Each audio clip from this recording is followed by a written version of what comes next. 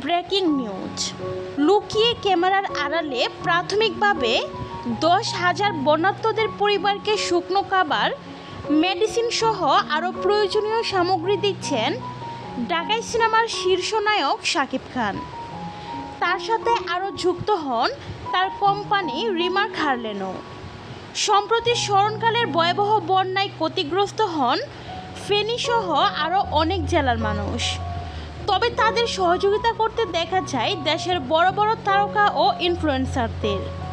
তবে দেশের এমন ভয়াবহ পরিস্থিতিতে কোথাও সহযোগিতা করতে দেখা যায়নি দেশের সবচেয়ে বড় সুপারস্টার শাকিব খানকে।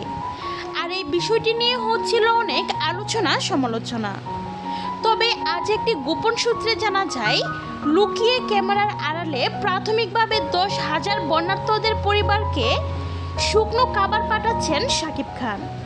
শুধু বন্যাকালীন না, বন্যার পরিবর্তে যে কোনো ক্রাইসিস তৈরি হলে তখনও পাশে থাকবেন বলে জানা যায়।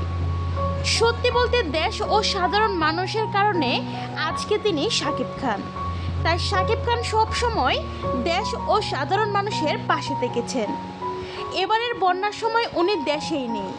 ব্যক্তিগত কাজ ও চিকিৎসা নিতে গত মাসের মাঝামাঝি সময়ে তিনি যুক্তরাষ্ট্রে গেছেন।